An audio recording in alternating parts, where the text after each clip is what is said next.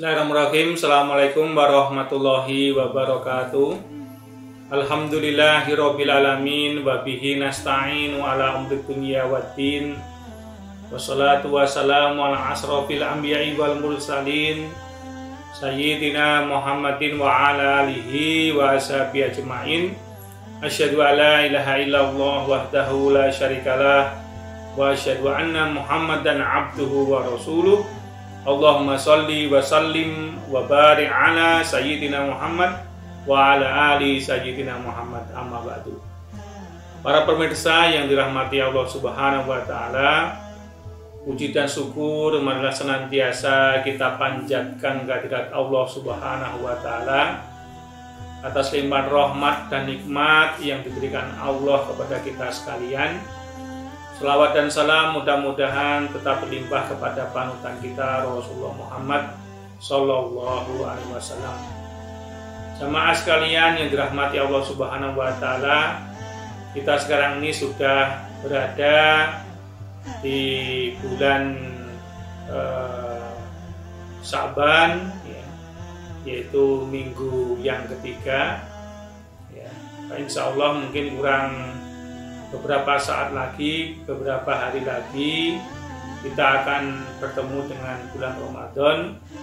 Maka mari kita mempersiapkan diri dengan menggunakan waktu kita di bulan Sya'ban ini dengan sungguh-sungguh untuk melakukan berbagai macam persiapan dalam menyambut kedatangan bulan Ramadan.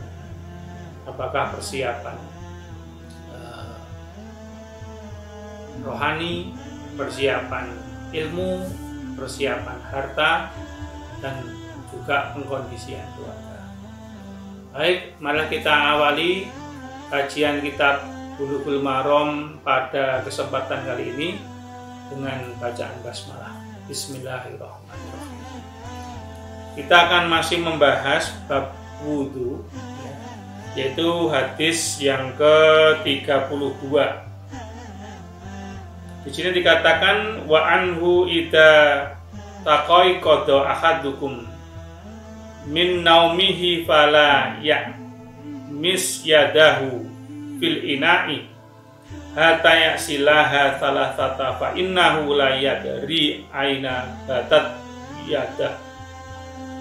Dalam sebuah riwayat dari Abu Hurairah disebutkan, apabila seseorang di antara kalian bangun dari tidurnya, maka janganlah serta-merta memasukkan tangan ke dalam tempat air sebelum ia membasuhnya terlebih dahulu sebanyak 3 kali. Sebab ia tidak tahu apa yang telah dikerjakan oleh tangannya pada waktu malam ketika ia masih tidur. Hadis riwayat muttafaqun alaih. Jadi apabila kita ini bangun tidur di tengah malam, ya, sebelum kita mengambil air wudhu, maka kita disunahkan dulu untuk membasuh tangan kita. Karena dikhawatirkan pada saat kita tidur, ya, tangan kita itu menyentuh bagian-bagian tubuh yang terkena najis, ya, seperti menyentuh anus, dubur, atau menyentuh alat kelamin, sehingga dikhawatirkan ada bakteri, ada penyakit, ya, yang menempel di tangan kita. Maka sebelum kita berwudu, kalau kita mau sholat malam, itu disunahkan dulu untuk membasuh tangan kita ini agar bersih dari najis. Dalam hadis ini ada pelajaran yang perlu kita petik. Yang pertama, bahwa air yang sedikit apabila terkena najis, hukumnya adalah najis. Jadi apabila air itu kurang dari 2 kulah kemudian terkena najis, maka air yang kurang dari 2 kulah itu menjadi najis sehingga tidak bisa digunakan lagi untuk berwudu atau bersuci. Tapi apabila air itu ya, jumlahnya 2 kulah atau lebih terkena najis, maka air itu masih bisa digunakan untuk berwudu asalkan tidak berubah ya, terkait dengan bau, warna, dan rasanya.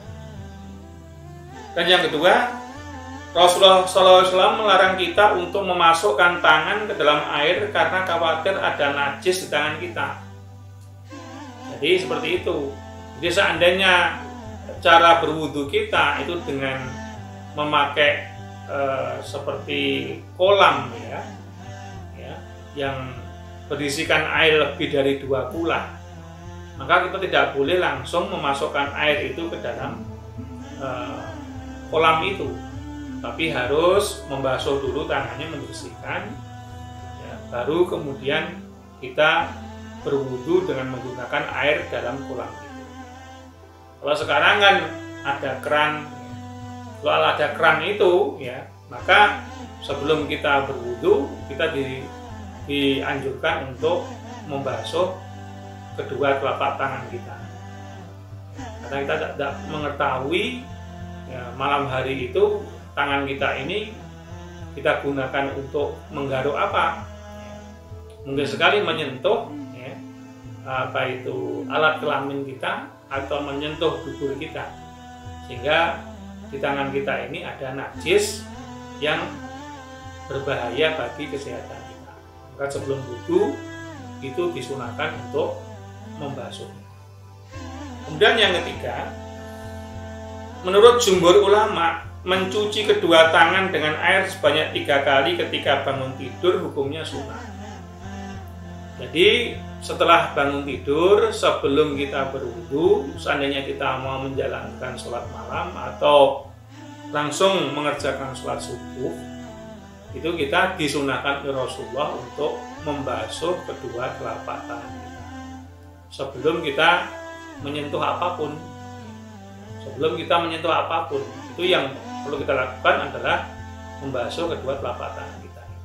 Jadi dikhawatirkan tadi ada najis yang menempel di tangan kita, langsung digunakan untuk mengambil sesuatu, dikhawatirkan sesuatu itu bercampur dengan najis, mungkin bakteri atau virus yang berbahaya bagi kesehatan tubuh kita. Kemudian menurut Imam Ahmad, mencuci tangan 3 kali ketika bangun tidur hukumnya wajib. Ya. Jadi bahkan Imam Ahmad, kalau Imam Syafi'i, para jumhur ulama menghukumi sunnah mencuci tangan 3 kali setelah bangun tidur itu, tapi tidak demikian dengan Imam Ahmad. Imam Ahmad menghukumi bahwa mencuci ya, telapak tangan ya, setelah bangun tidur itu hukumnya adalah wajib. Ini sifatnya adalah perbedaan di kalangan imam mazhab. Kita mau mengambil mana, insya Allah bisa dipertanggungjawabkan secara syariah. Kemudian hadis yang ke 37. Wa an Laqit ibni Sabirata radhiyallahu anhu.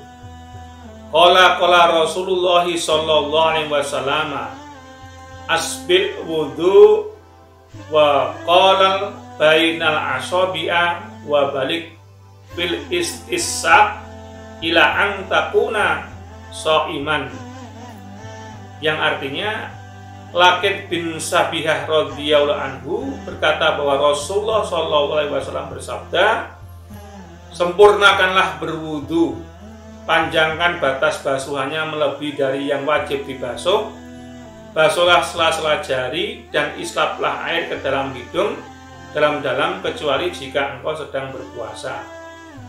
Diriwayatkan oleh 4 imam, dinilai sahih oleh Ibnu Huzaimah. Jadi dalam hadis ini ada 4 hal yang perlu kita perhatikan. Yang pertama, bahwa hukum menyempurnakan wudhu dengan sebaik-baiknya itu adalah sunnah.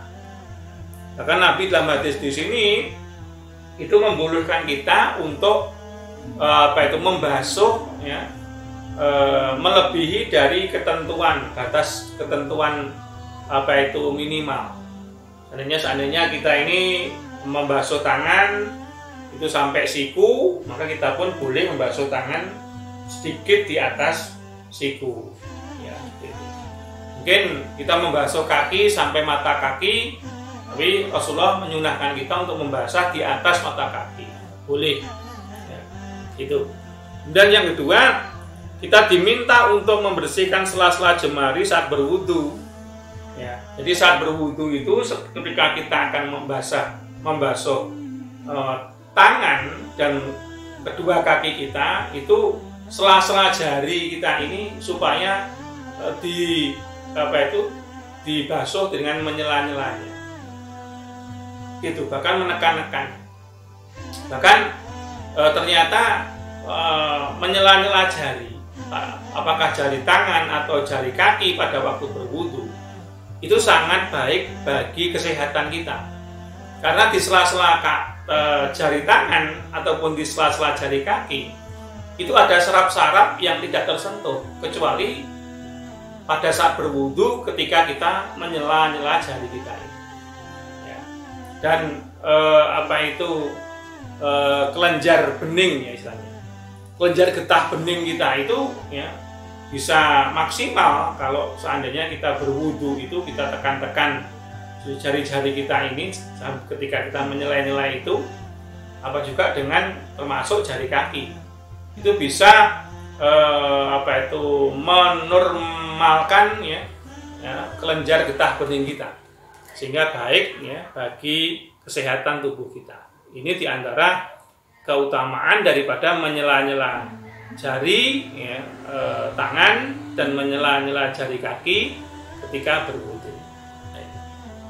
Kemudian hadis ini juga mengandung pelajaran istinshaq, yaitu menghirup air dengan hidung, kemudian mengeluarkannya boleh dilakukan berlebihan.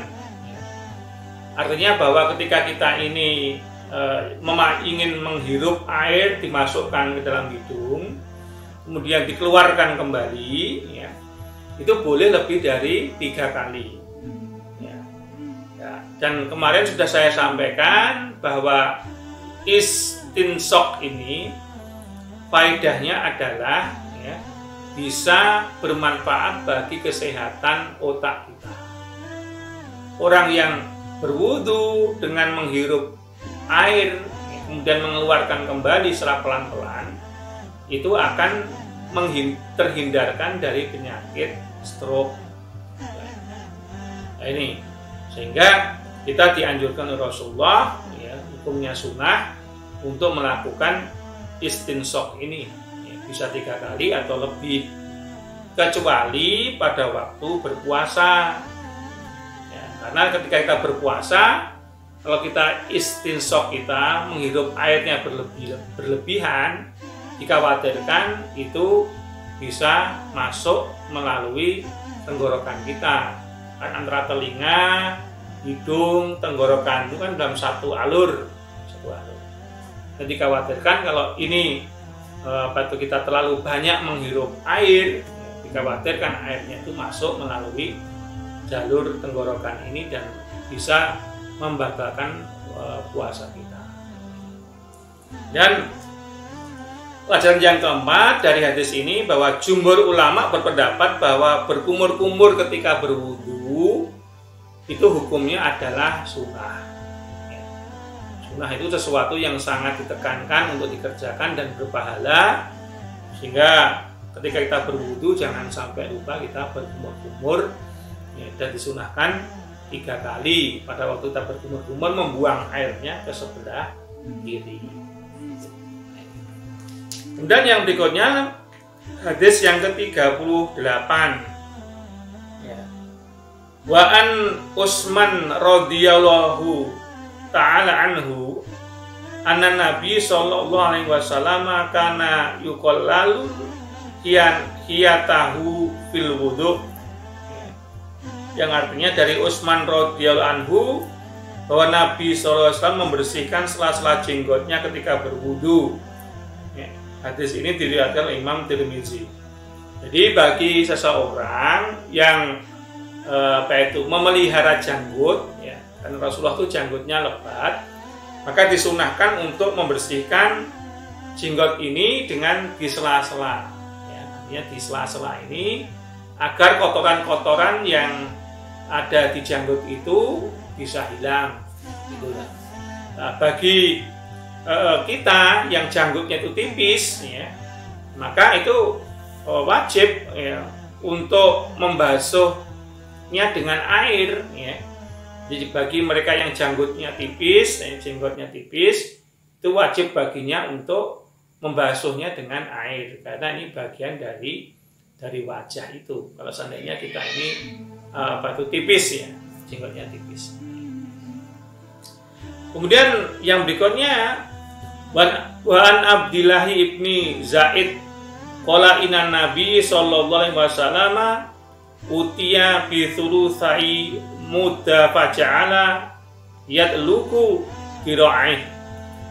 Abdullah bin Sa'id berkata, Nabi sallallahu alaihi wasallam pernah diberi air sebanyak 2/3 mud, lalu beliau gunakan untuk menggosok kedua tangannya.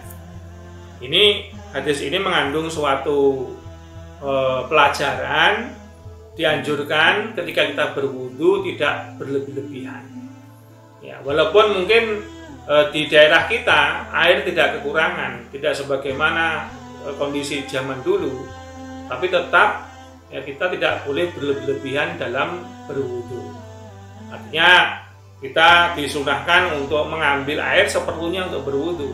Kalau mungkin Rasulullah menyunahkan kita itu 3 kali, ya kita 3 kali. Kalau Rasulullah itu menyunahkan 1 kali, ya 1 kali. Dan yang kedua, menurut jumhur ulama disunahkan untuk menggosok anggota badan saat berwudu. Jadi bagian-bagian yang berwudu seperti wajah, tangan, kemudian kaki tidak hanya dibasuh dengan air, tetapi untuk digosok-gosok. Manfaatnya adalah supaya betul-betul kita bersih dari najis, dari hadas, dan saraf-saraf yang terutama di wajah ataupun telinga, di tangan, di kaki, itu saraf-sarafnya itu terkena sentuhan-sentuhan. Karena saraf manusia itu jumlahnya jutaan, ya, dan itu memerlukan rangsangan, dan saraf itu kalau dirangsang dia itu akan sehat, menyehatkan tubuh kita. Dan hadis yang ke-40, wa anhu radhiyallahu anhu anahu ra'an nabi sallallahu alaihi wasallam yaqudu li udunaihi ma ghairal ma'il ladzi akhadahu li ra'sih, yang artinya menurut Abdullah ibnu Zaid pula dia pernah melihat Nabi SAW mengambil air untuk mengusap kedua telinganya, bukan dengan air yang beliau ambil untuk mengusap kepalanya. Jadi dalam hadis ini seolah-olah kalau kita bandingkan dengan kemarin ada pertentangan, ya. Kalau hadis yang kemarin itu Rasulullah itu ketika membasuh telinga itu dengan 1 kali mengambil dengan basuhan air yang untuk kepala. Jadi kepala sampai belakang, kemudian ke atas, ke depan lagi, kemudian langsung ke telinga dalam 1 pengambilan.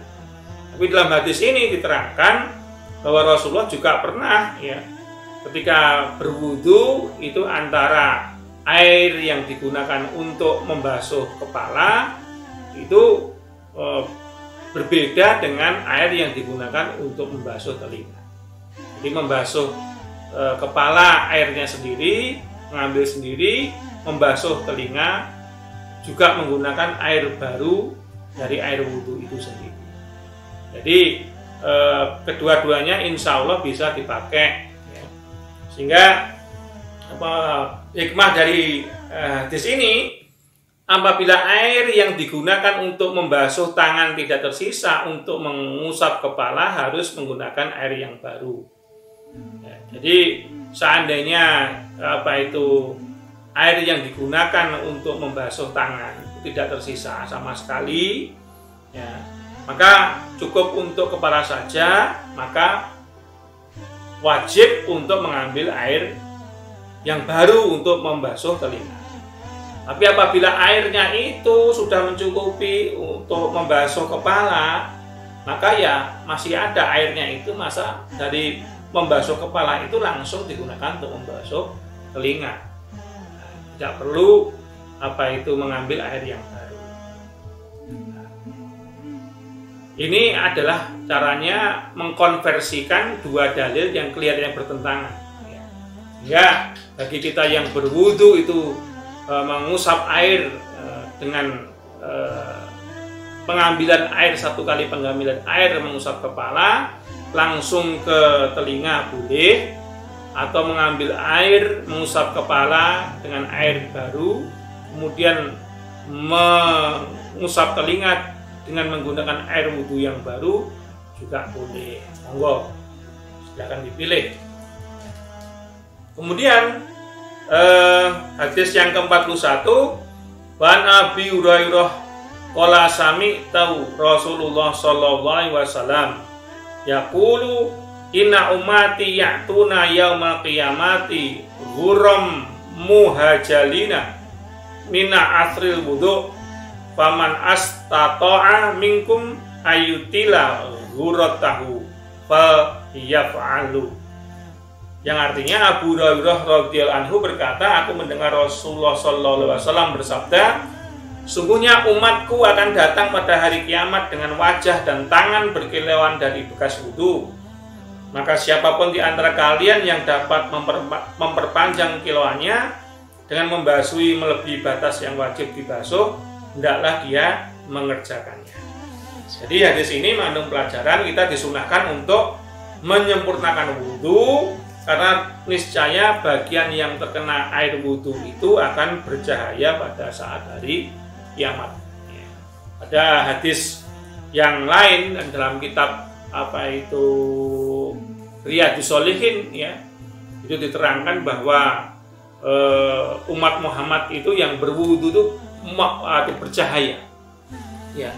Bahkan ada yang bercahayanya itu seperti matahari yang bersinar, rembulan yang bersinar, ada seperti bintang yang bersinar. Ya. Siapa umat Muhammad yang wajahnya bersinar seperti matahari itu adalah orang-orang yang wudunya itu sebelum adzan berkumandang. Ya, sedangkan orang-orang yang wajahnya seperti rembulan itu adalah orang-orang yang wudunya saat mendengar adzan. Saat mendengar adzan itu datang, ya, kemudian dia berwudu. Dan yang berikutnya itu adalah orang yang wajahnya seperti bintang. Ya, itu orang-orang yang mengambil wudunya adzan selesai baru dia berwudu. Intinya bahwa umat Muhammad yang berwudu itu mukanya bercahaya di hari kiamat nanti. Itulah yang merupakan keutamaan dari berwudu itu. Kemudian yang berikutnya hadis yang ke-42, wa an Aisyah radhiyallahu anha qalat kana Nabi sallallahu alaihi wasallam yu'jibuhu sayamumu fi tan'ulihi wa tarajulihi wa tahurihi wa fi sa'nihi kullih. Aisyah radhiyallahu anha berkata, Nabi SAW senang mendahulukan anggota tubuh yang kanan ketika memakai sandal, menyisir rambut, bersuci, dan dalam segala hal. Muttafaqun alaih. Jadi hadis ini mengandung pelajaran yang pertama, sebaik-baik orang beriman itu adalah orang yang mencintai dan membenci segala sesuatu yang dicintai dan dibenci oleh Allah dan Rasul. Yang dicintai oleh Allah dan Rasul itu mendahulukan yang kanan. Sebaliknya yang dibenci oleh Rasul itu adalah mendahulukan yang kiri. Dalam hadis ini diterangkan bahwa tatkala beliau mau melakukan hal-hal yang baik, maka beliau mendahulukan anggota yang kanan, termasuk berwudu. Ketika berwudu itu mendahulukan bagian yang tubuh yang kanan. Ketika mandi juga demikian, mendahulukan menyiram bagian yang kanan dulu daripada yang kiri. Dan yang kedua, disunahkan mendahulukan anggota badan yang kanan dalam setiap kegiatan yang baik dan terpuji. Sebagaimana kami terangkan di atas, Rasulullah menyunahkan kepada umatnya ketika mau melakukan kebaikan-kebaikan itu diawali dengan tangan kanan. Dan yang ketiga, disunahkan mendahulukan anggota badan yang kiri ketika masuk ke kamar mandi atau ke toilet, atau ketika keluar dari masjid. Dari ketika kita ini keluar dari kamar mandi atau keluar dari masjid, itu yang didahulukan adalah kaki kiri dulu. Ya, karena Rasulullah mencontohkan kepada kita seperti itu. Ya, apa faedahnya? Ya, faedahnya ya hanya Allah dan Rasul yang tahu. Kewajiban kita sebagai umat adalah ittiba kepada Nabi. Nabi kalau keluar dari kamar mandi, Nabi kalau keluar masjid itu dengan mendahulukan kaki kiri terlebih dahulu. Demikian jamaah sekalian yang dirahmati Allah Subhanahu wa taala, kajian kita Bulughul Maram kita sampai hadis yang ke-41 mudah-mudahan bermanfaat. Nah, kita akhiri dengan doa kafaratul majlis. Subhanaka Allahumma bihamdika asyhadu an la ilaha illa anta astaghfiruka wa atubu ilaik. Assalamualaikum warahmatullahi wabarakatuh.